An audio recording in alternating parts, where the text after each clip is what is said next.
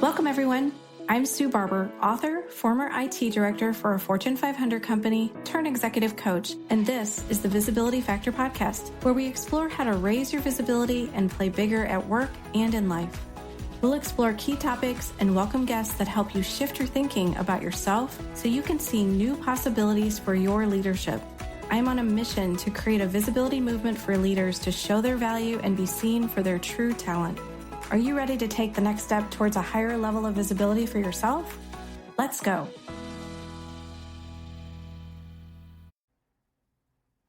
Hello, everyone. Welcome back to the Visibility Factor podcast. This is Sue Barber, your host. I am thrilled today to bring my guest to you, Dr. Michael White, who is known as the BA Doc or the Business Analysis Doctor. And he's going to be sharing a lot of information that I think can be really helpful for anyone who wants to become a business analyst, someone who may be managing business analyst or wants to start a group for themselves.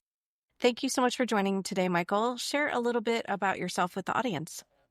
Hi, Susan. Thank you so much for having me today. It's definitely a pleasure to be here. For those who don't know me, again, my name is Michael White, the founder of the Business Analysis Doctor. I provide business analysis training, certification training, as well as practical hands-on training for business analysts all over the globe. Most people are mid-level, but of course, I also help entry-level business analysts or senior business analysts who want to take their careers to the next level as well. A little bit about my background is I've been in different roles of business analysis at various levels, from junior BA to senior BA to executive roles. So I have a little bit of a wide range of perspective of what it means to be a BA or perform business analysis. My background is mostly in finance, so I worked at mortgage companies, banks, and things like that, but focusing on the business analyst role. And I am based out of Michigan, and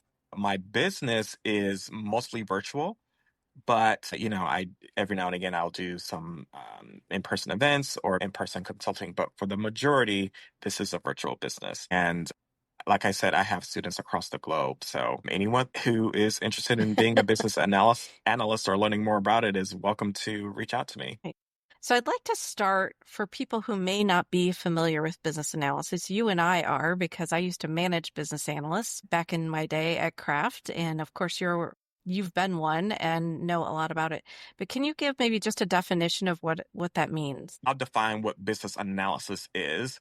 So to me, business analysis is really just defining and understanding a problem that the business is having, and then working with a group of people to understand or define a good solution to resolve that problem or seize an opportunity. A business analyst, on the other hand, is really that person that works to do those activities. So they help refine the business problem, understand the business problem, really connecting the dots to help all of the stakeholders become what we call aligned so that everyone can come to agreement on the best solution for the problem or the business need that has been defined earlier. But the general definition of a business analyst is the person that bridges the gap between the business stakeholders and the IT stakeholders. A lot of it also is helping to define that problem and understand the best solution to achieve the goals that the business has. Excellent. So what would you say, I'm a manager, I'm looking to create a business analyst role in my group. What would be maybe the top 3 skills you think someone who is really good at business analysis would have or need?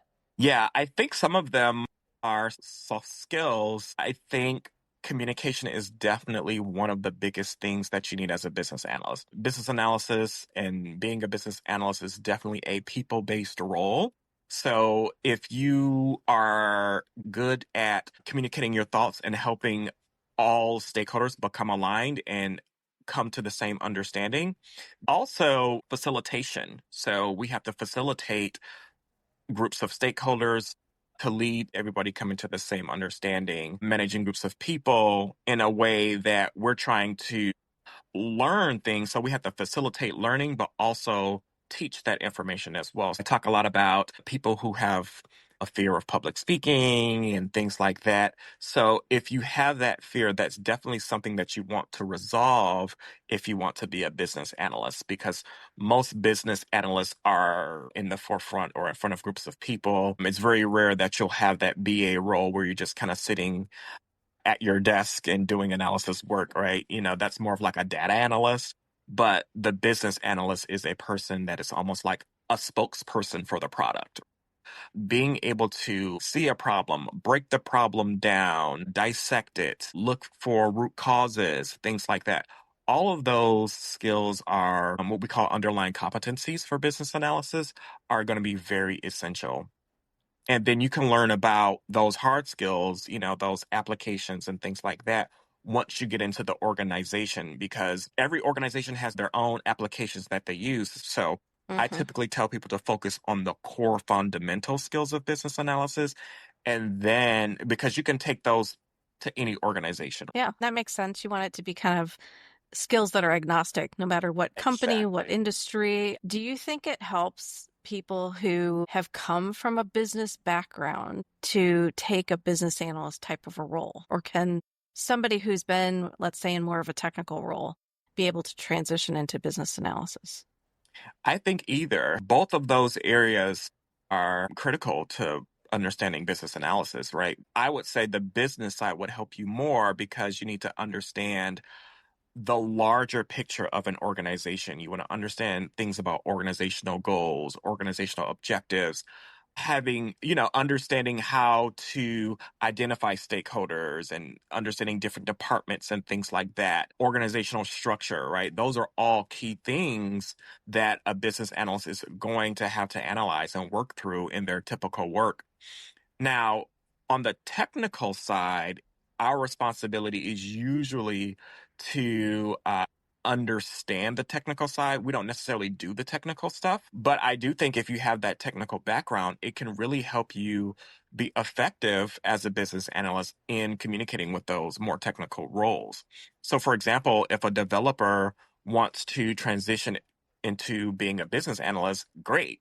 You know, they would really have to learn more about the business side, but they would really have an advantage in understanding how to communicate with the technical teams.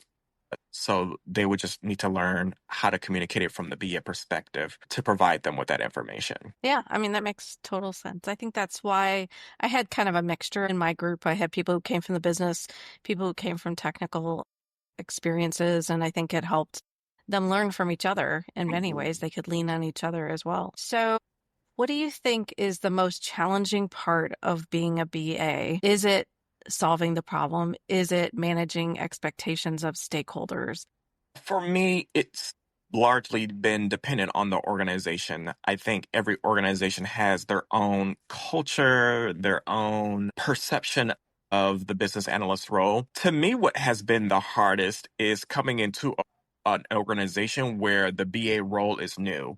So helping other stakeholders understand the value of business analysis and the activities we're doing. So, for example, I've been in situations where, I'm trying to do a current state analysis and the stakeholders or the subject matter experts, they want to focus on, well, let's define the solution. And I'm like, no, I need to understand what's happening today, why we're doing the things that we're doing today, so that when we do define the future state, there are no missed requirements.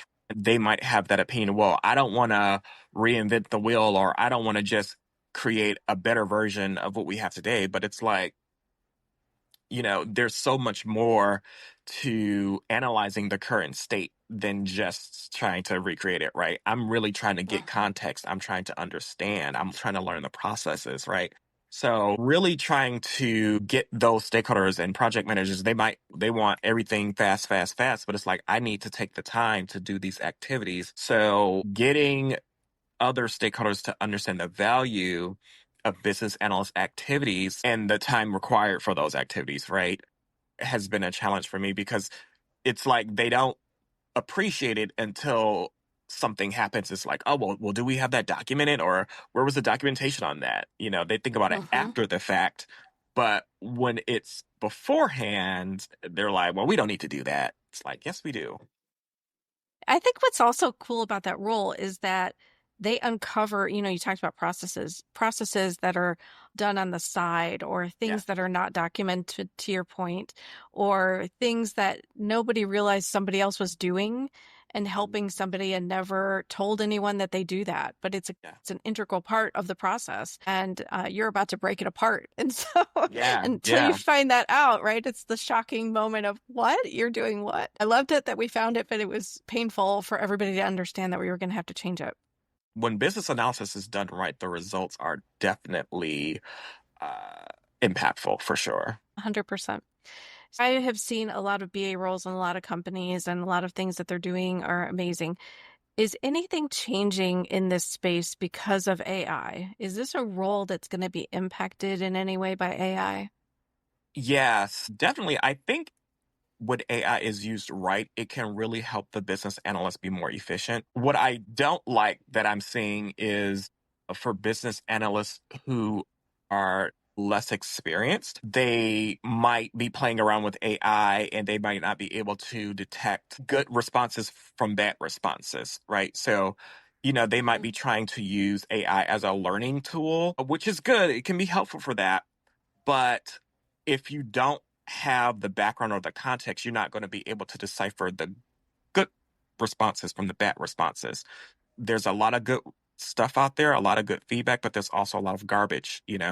So I think for a experienced business analyst, AI can be amazing because you will know when you see that bad stuff, I don't need that. But you can kind of cherry pick the good stuff out, right? And so it can help you do things like brainstorm and figure out questions to ask and things like that. And even, some activities that you might want to do in a particular situation. So I think for novice business analysts, once you become more comfortable or adept in that role, then try to become more efficient with AI. But if you've already got the experience, then, it can definitely make your job a lot easier. Yeah. I know you work with a lot of people on certifications. Is that what designates someone to be more of a senior business analyst, or is it years of experience plus some type of certification? Well, the experience kind of needs to come before the certification. So, for example, the most senior certification for IIBA requires 5+ years of experience. So it's showcasing the experience that you've had and kind of validating that. So for me, what I believe delineates a more senior business analyst from a novice business analyst or a more junior business analyst is one, the ability to know about more techniques and when to use them.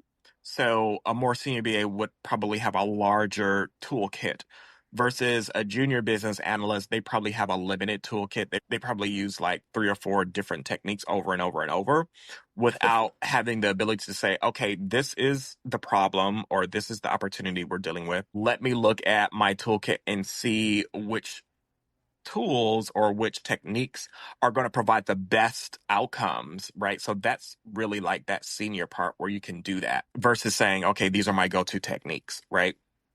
Um, and also just being able to handle more complex projects, understanding how to go about finding a solution for a project when there's no quote unquote existing process or existing state, right? And also, knowing how to handle difficult stakeholders and things like that, being able to identify potential risks, right? And, being a newer business analyst, and I love newer business analysts, but it does pose a bit of a risk to a project if a business analyst is less experienced because they don't know what to look out for the way a Right. senior business analyst would, right? So just things like that, just kind of like having that insight to know probable risks, probable areas of concern.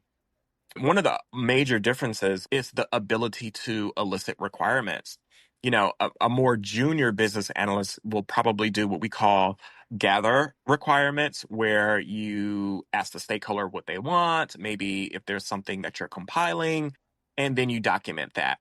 Whereas a senior business analyst is going to know more about helping the stakeholders uncover things that may not be top of mind for them. making them think about things in a different type of way, especially when those stakeholders come to the table with a proposed solution, right? They think, okay, this is what we want to do. Okay, well, let's focus on really making sure that this is the actual problem. Knowing how to dissect a problem to make sure, one, we're doing the right problem, and two, um, doing that root cause analysis to make sure that, okay, now that we found the right problem, that now we know the actual root cause of the problem, because that can lead us in a completely different direction. Mm-hmm. I would say another thing is also knowing the difference between a problem-driven project and an opportunity-driven project. Two totally different paths, right? Like when you have a problem-driven project, one of the first things you do is look at the existing state and identifying that problem and seeing if you can do like a root cause analysis to see what is causing this problem. Whereas with an opportunity driven project where there's possibly no existing state, we're trying to do something new, you're really going to do a lot of simulation, a lot of risk analysis, really trying to get an understanding of the value that this particular opportunity is going to provide for us, right? So there's a lot of financial analysis and estimation and things like that involved. So you're doing a lot of assuming, and you're going to have to learn how to manage assumptions a lot more in an opportunity-driven project than you would for a problem-based project. If I can pare it down just a little bit, so it sounds like having confidence and trusting yourself, right, to ask the right questions, understanding of the business. And I love that you brought up the two different types of projects, because if I think of an opportunity project, that would be something you'd probably be working on a business case, and a BA would be helping to build that business case to say it's the right thing to do. Yeah. And problem is, we've definitely got a problem. We have to solve it. So let's come together to figure that out. Yeah. So I just want to highlight for the audience, in case they don't know, IIBA. Can you share what IIBA is? Yeah, so IIBA is basically a professional organization that focuses on the business analyst role. What they do is they administer the IIBA certifications, the ECBA, CBAP, and CCBA. Those are the core certifications. There's also several other specializations like the AAC, the CBDA. AAC is the Agile certification, the CBDA is the data analytics, and there's a few others. But essentially, they work on bringing the business analyst role to the forefront, especially through social media. I think over the years, the business analyst role has kind of played second fiddle to project managers, which is a much older role. Yep. But IIBA has really worked to bring the BA role to the forefront, and it's been effective. Many organizations are now starting to realize the importance of business analysts, the importance of developing your business analysts, having a business analyst center of excellence, things like that can be resources to business analysts within the organization. So IBA has been the leader of that for years. I think they were established sometime around 2003.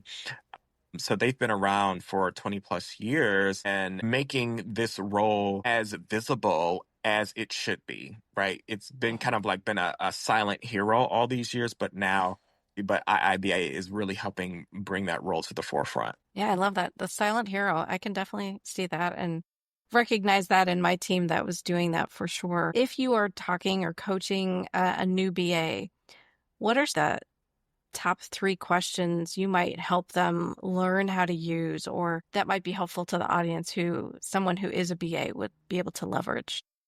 The first thing I tell them to do or recommend is for them to look at those processes. Get yourself in that environment first, because just by simply watching them do a process or looking at their documentation, natural questions are going to come up just doing that exercise alone without even having to elicit the requirements. Just watching them in their environment or looking at their documentation, you're going to have certain questions. So I say start there so that you can start getting that context, and then asking them why they do things. That why question is important to understand, and it's important to do it in a way that doesn't put them on the defense, but not challenging why they're doing it, but to understand why they're doing it.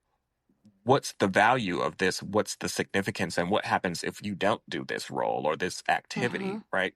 So just understanding why a process exists can be really helpful. I tell people if you are newer to requirement solicitation, the common, 5 whys and an H, right? Who, what, where, when, why, and how. Who's involved in this process? How is this process done? Why do we do this? When do we need to do this? When is it done? Those types of things can really go a long way. Those basic journalism tactics can really go a long way in business analysis. And it's very simple, but it can really be helpful for helping you outline your series of questions when you are a BA. My recommendation is always to have those questions ready. I don't recommend going into a requirement solicitation session with no questions. You need something to kick you off or to keep you moving forward. Just doing that is going to be very helpful. And always think about what you're going to need to do as the business analyst, right? Like when you are asking these questions, think about how that's going to impact your requirements, right? So when we have a requirements, understand the structure of requirements. A functional requirement has a structure to it. So if you think about how you're going to have to use that answer to build out a user story or requirement statement, then that's going to further help you probe so that you can get the answer to those questions or to those Right. elements. Yeah, it's almost like you're pulling together all these little puzzle pieces to fit Correct. together in a bigger puzzle. Love Yeah. that. That was really helpful. Yeah. When you decided to start your amazing YouTube channel, so for those of you who haven't seen it, I'm going to share the link for this, but you have an amazing YouTube channel which has tons of videos, tons of resources. What has been the response from people who have watched them or shared with you what they've seen? Yeah, I think the majority of the responses is the depth that I put into the content. There's a lot of visuals, especially when I'm, doing technique tutorials. There's a lot of visuals. I break everything down. I provide examples. So it's not just me talking through something. I'm showing you how to do it. And I think people really appreciate that because it does take time to develop. And so people really can see that it's detailed.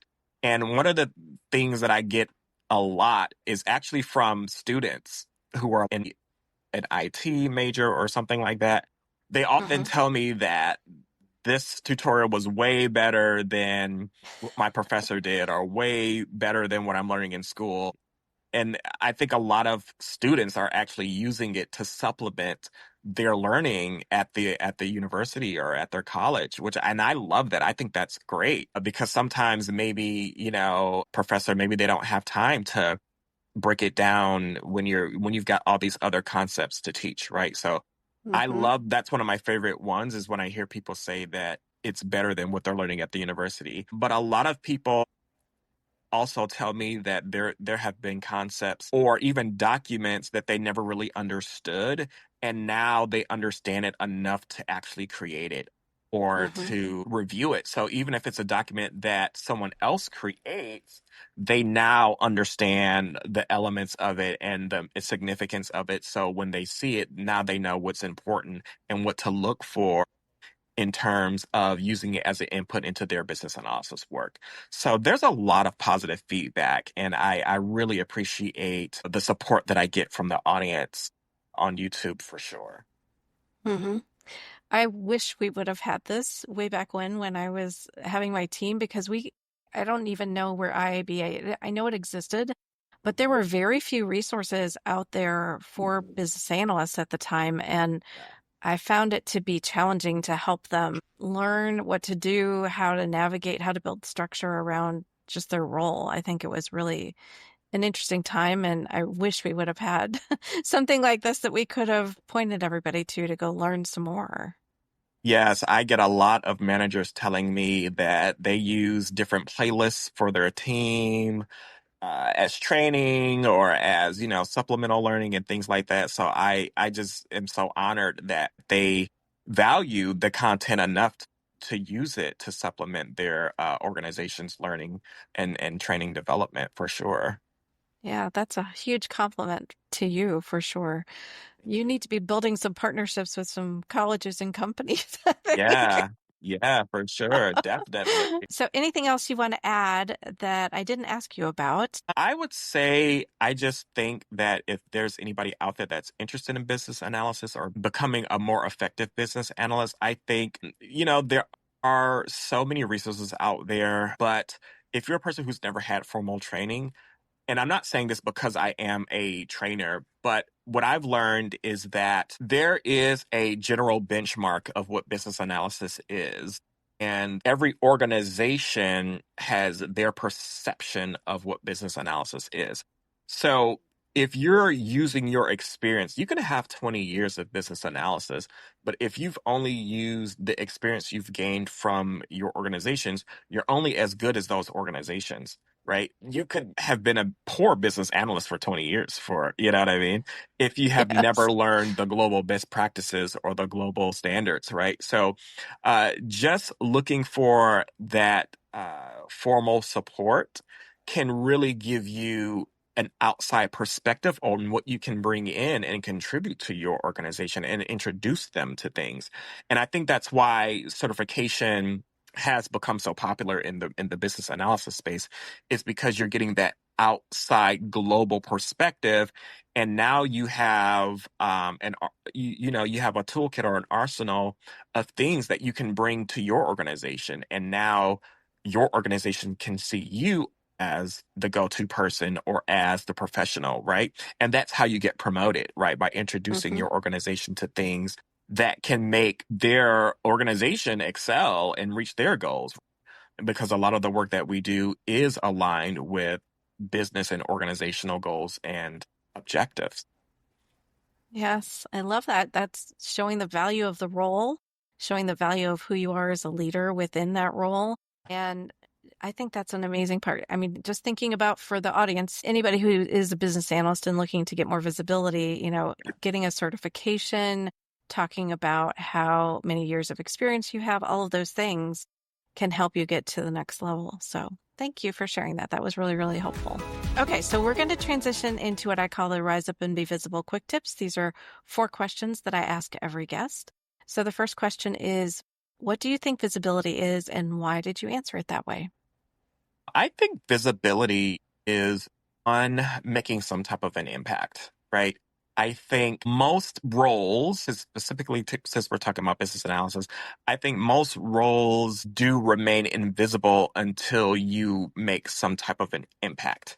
You were in a project that saved money, or you were in a project that built some solution that took the organization's revenue to the next level. Just, knowing and understanding the things that are going to create some type of positive impact into your organization, and being able to connect yourself with that, right? So Mm-hmm. I was the business analyst who led this project, or I was the business analyst who introduced the organization to XYZ, right? So really understanding what's important to an organization and understanding the path to that and how to connect yourself with that. Not by stepping on toes, but just not being afraid to be in the hot seat sometimes, right? A lot of people are afraid to speak out or stand up because they don't want that accountability.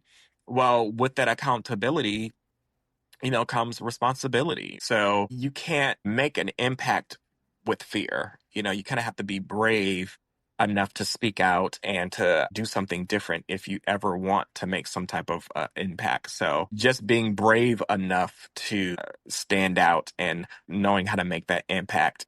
And sometimes you have to sell yourself as well, because if people don't know you, or if they don't know what you're capable of, how are they ever going to find out if you're not helping them, right? So definitely you're your own biggest cheerleader, right? So Right. Yeah. Advocate for yourself and what you're doing, right? So people can absolutely.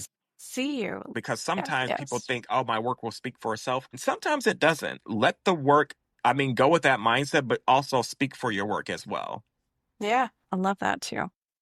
What are you doing to be visible? Yeah, for me, being visible as a business analysis trainer, being visible in social media, of course, but also making an impact. Like I said, as a business analyst, you would want to make an impact in your organization. But for me, my organization is the people that I train. So making an impact in their lives, helping them reach their goals in becoming certified, helping them reach their goal in conquering public speaking or different fears they have in the role or getting promoted or really just understanding how to be an effective business analyst, right? So gaining visibility and helping them become more visible in their organizations, right? So all those things that are creating some type of impact through my customers and my clients is really how I am becoming visible.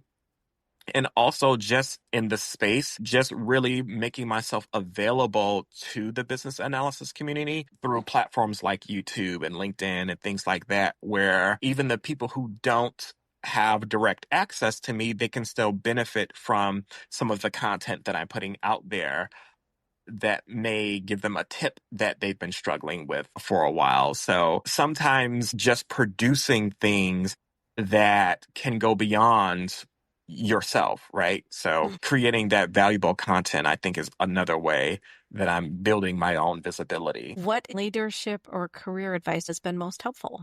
So I would say one of the best pieces of career advice I've ever had is to make your boss's job easy, right? So and that's transcended even through being just a business analyst. So when I go into a project, I'm always trying to understand how I can make the jobs of other roles easy, even if I don't report to them. So I want to understand what the developer is interested in, what's important to them, what's important to the QA team, what's important to the project manager, so that I know that I'm doing things that's going to contribute to what they care about. I would say that just really understanding how to make your boss's job easy can really help elevate your career. That's really good advice. I think a lot of people would benefit from that, no matter if you're a business analyst or not. Yes, absolutely. What is a book you would recommend to the audience? Yeah, there's so many, but I'm currently reading a book called Asking the Right Questions, The Guide to Critical Thinking. And of course, because I'm a business analyst, knowing how to ask questions is so critical. But it really helps you think critically in a way that will help you ask better questions and to ask more intentional questions, not just when you don't know something, but that goes back to what I was talking about probing, when you're asking intentional questions with an intentional answer. So that's been a really interesting book. It also teaches you how to look at information and identify cracks in the information and things like that, and to question the information that you're presented with, not in a difficult way, but just in a way that seeks truth, right? So that's the book I'm reading now. I am Neil Brown and Stuart Keeley. Those are the two authors of that book, but it's been a really thought-provoking book for the work that I do as a business analyst. I love that. And I think a coach could use that. I think a manager could use that for sure. Yeah. Everybody has to be able to ask sometimes the hard questions, right? To get Yes. to the better results.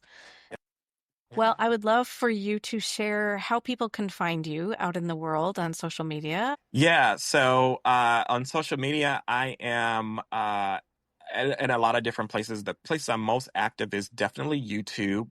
My handle there is the Business Analysis Doctor IIBA certification training. You can catch me on LinkedIn under my name, Dr. Michael White, or you can follow the LinkedIn business page, thebusinessanalysis.com. I'm also on Facebook, Instagram. Everything's pretty much under the Business Analysis Doctor or the BA Doc. So that is there. And my website is thebadoc.com. So that's THEBADLC.com. He has a ton of resources out there and information, and I can highly recommend the YouTube channel. I learned a lot just by watching some of his videos already. So I know that anybody who can find the time to build that into their education, it can help you just build up your business analysis skills. Thank you for being here, Michael. Thank you for what you're doing for the business analysis community and helping to elevate this role, because I know how important it is. And I really hope other people have heard by what you've shared today, the importance of having that role and how you can make it great for someone. Thank you so much, Susan, for having me. This has been such an absolute pleasure. Thanks a lot for being here. And thanks, everybody, for joining today on the Visibility Factor podcast. And we'll catch you on the next one.